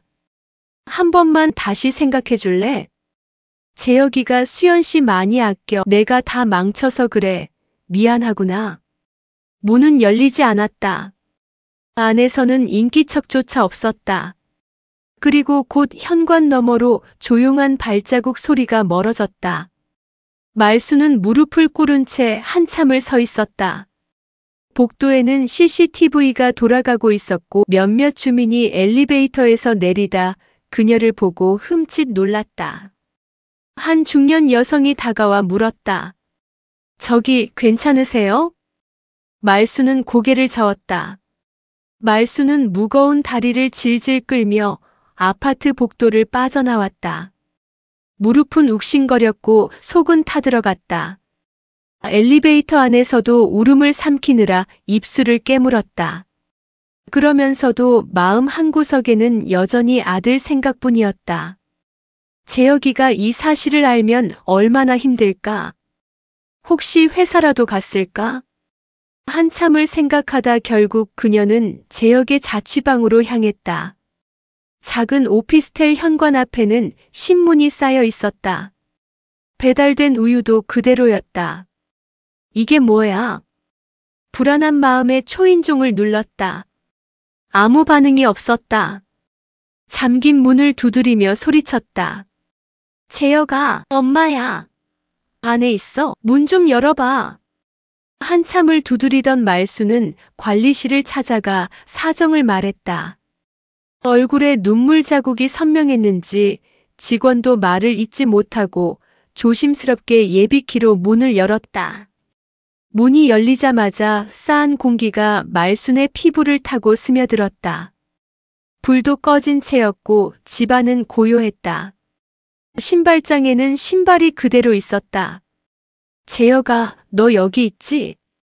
방문을 열어봤지만 침대는 텅 비어 있었다. 옷장은 반쯤 열려 있었고 옷이 어수선하게 정리되어 있었다. 분명히 뭔가를 챙겨나간 흔적이었다. 그리고 거실 식탁 위에 편지가 놓여 있었다. 흰 봉투 앞면에는 엄마께라고 적혀 있었다. 말수는 손을 떨며 봉투를 들었다. 봉투를 뜯는 손가락 끝이 얼얼했다. 편지지에는 익숙한 아들의 필체가 단정하게 적혀 있었다. 엄마, 죄송해요. 저는 나라는 존재 자체가 너무 부끄러워졌어요. 엄마를 원망하고 싶지 않아요. 하지만 이제는 아무것도 할 수 없을 것 같아요.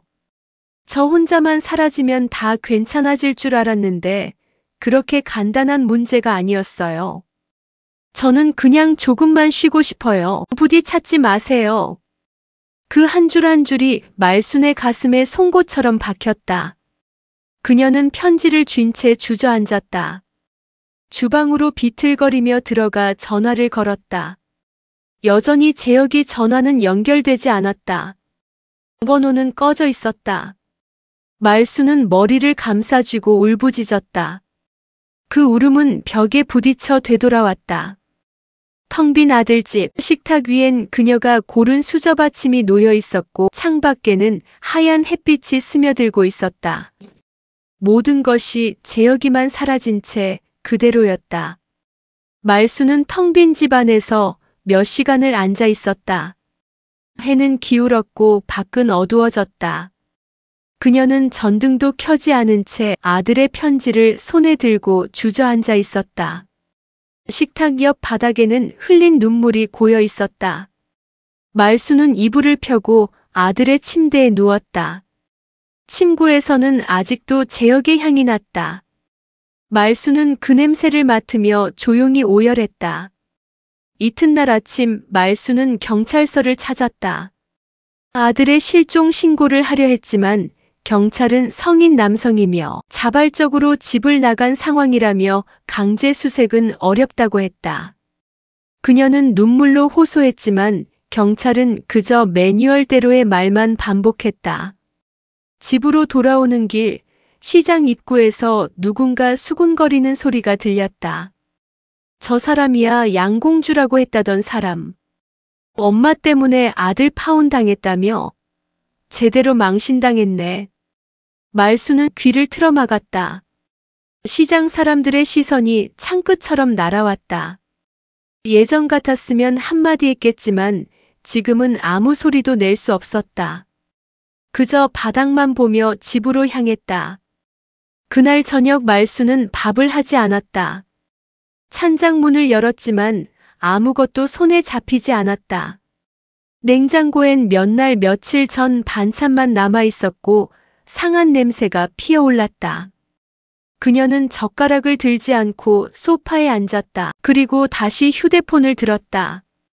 그날 이후 하루도 빠짐없이 하는 루틴이었다. 재혁아, 어디 있니? 엄마한테 연락 좀 주렴. 번호는 여전히 꺼져 있었다.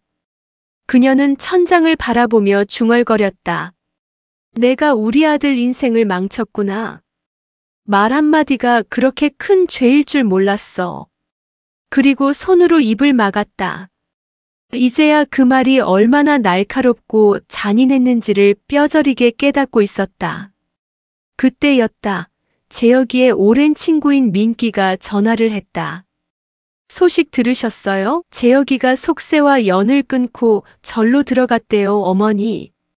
민기야, 뭐라고 그랬니? 절로 들어가? 재혁이가 승려가 된다는 말이니? 네, 어머니. 제가 위치 알려드릴 테니 찾아가 보세요. 저한테 그 소식만 전하고 더는 연락이 없어요. 말순은 입술을 깨물고 눈을 질끈 감았다. 어떻게 그럴 수가 있어. 재혁아, 네가 그렇게까지 할 줄은. 밤새 뜬 눈으로 나를 지새운 말순은 다음 날 새벽 작은 배낭 하나를 메고 집을 나섰다. 손에는 종이에 삐뚤빼뚤 적힌 절 이름 하나. 한참을 수소문에 알아낸 이름이었다. 충청도 산기슭 깊은 곳에 위치한 작은 사찰. 말순은 버스를 타고 또 타고 종점에서 내려 다시 마을버스를 갈아탔다. 버스는 험한 산길을 꾸역꾸역 올라갔다. 승객은 말순 혼자였다. 기사도 그녀를 흘끔 보며 물었다. 거기 절에 무슨 일 있으세요? 말순은 대답하지 않았다. 그저 창밖만 바라볼 뿐이었다. 절 입구에 도착했을 때 짙은 안개가 사너리를 감싸고 있었다. 가을 끝자락에 찬 기운이 그녀의 목덜미를 타고 들어왔다. 말순은 떨리는 손을 꼭 쥐며 절 안으로 들어섰다. 저기요, 아무도 안 계세요? 한참을 서성이던 그때 스님 한 명이 나타났다. 그의 눈빛은 맑았지만 냉철했다. 무엇을 찾으십니까? 말순은 손에 든 편지를 내밀었다. 여기에 있는 재혁이라는 사람, 제 아들입니다. 저 좀 만나게 해주세요. 스님은 편지를 읽고 고개를 끄덕였다. 그러나 눈빛은 조금도 풀리지 않았다. 정재혁 씨는 이곳에서 삭발을 마치고 수행 중입니다. 방문은 그분의 허락 없이는 어렵습니다. 제가 재혁이 엄마 되는 사람입니다. 모자지간인데 그걸 허락받고 만나야 합니까? 말수는 거의 울음이 섞인 목소리로 외쳤다. 스님은 조용히 돌아서며 말했다. 잠시 기다리십시오. 말수는 절 입구 마루에 쭈그려 앉았다. 나무 바닥이 차가웠다. 손등 위로 한 입, 두 입, 낙엽이 떨어졌다. 시간이 얼마나 흘렀을까? 문이 조용히 열리며 회색 장삼을 입은 한 남자가 모습을 드러냈다. 삭발한 머리와 무표정한 얼굴. 그녀의 아들 재혁이었다. 말수는 벌떡 일어났다. 입에서 어떤 말도 채 나오기 전 눈물이 먼저 쏟아졌다. 재혁아, 재혁아 엄마야. 그녀는 아들 앞으로 몇 걸음 다가서려 했지만 재혁은 발끝도 움직이지 않았다.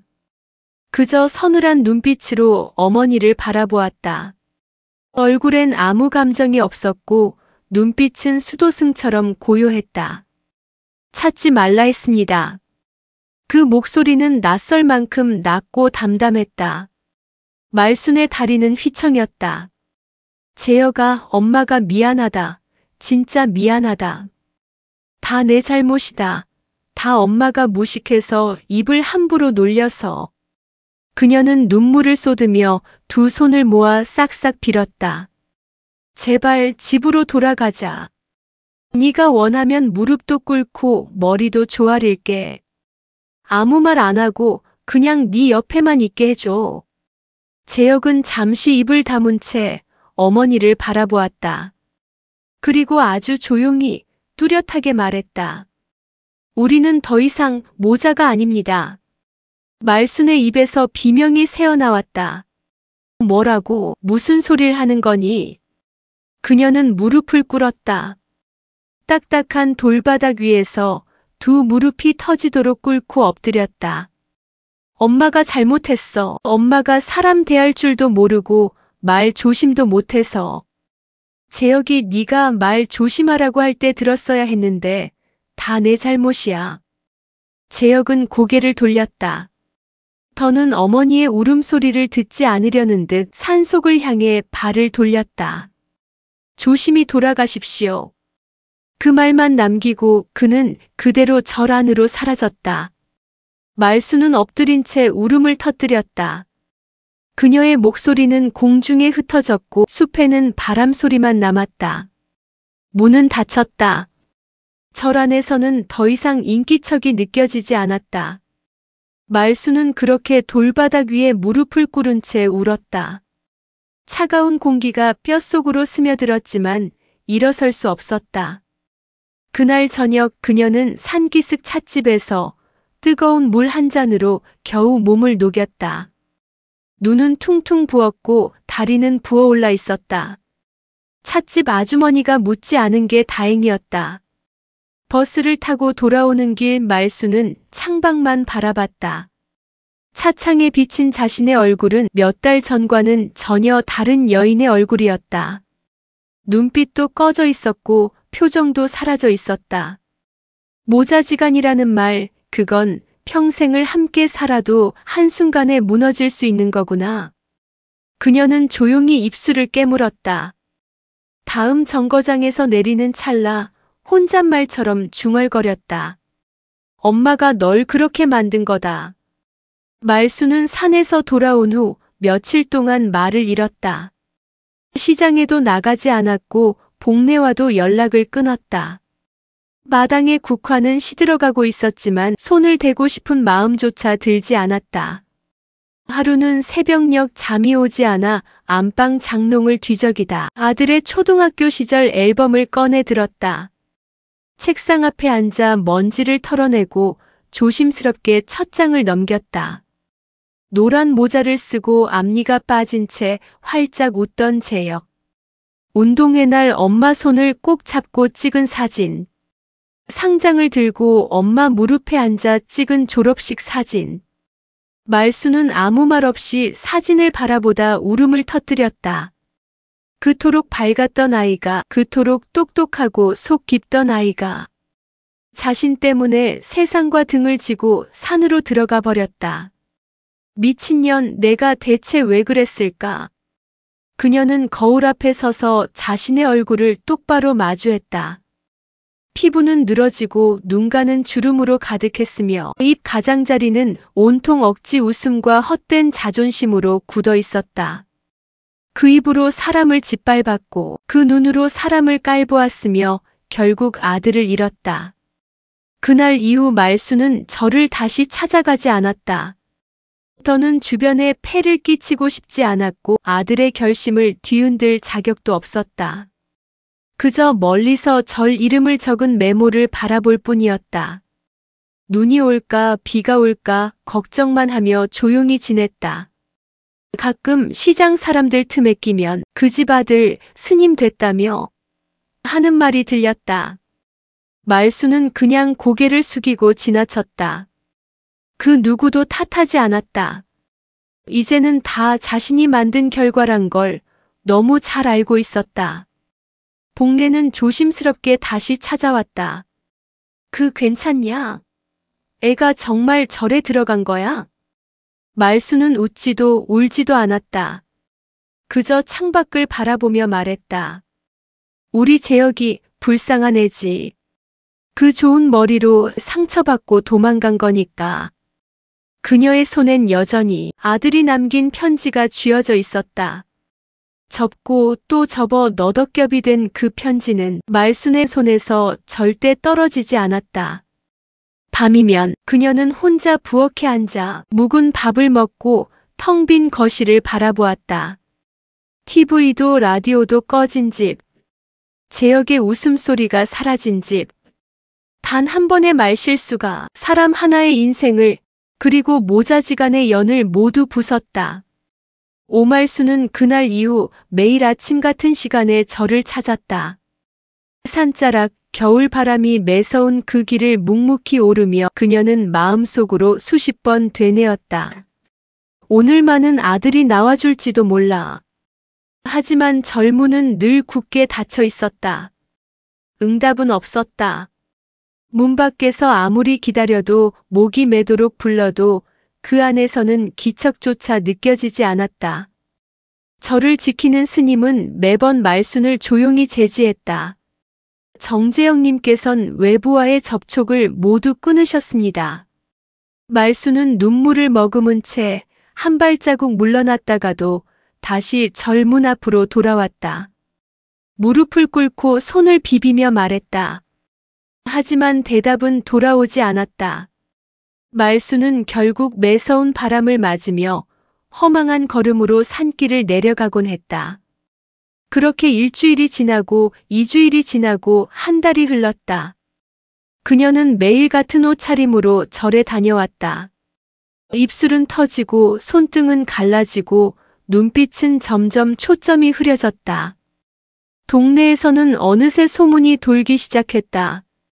그 집 아들이 엄마 버리고 절로 들어갔다며. 자업자득이지 그 입방정이 문제였지. 이웃들의 눈빛은 차가웠다. 누군가와 마주치면 그들은 고개를 돌렸다.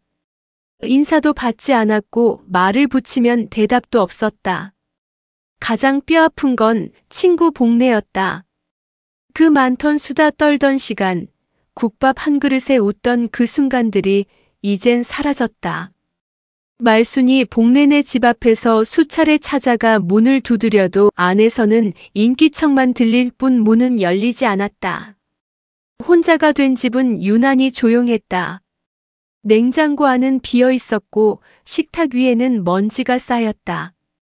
그녀는 국 하나 없이 밥만 씹으며 아들의 방에 홀로 앉아 있었다. 그 방엔 아직도 재혁의 흔적이 가득했다.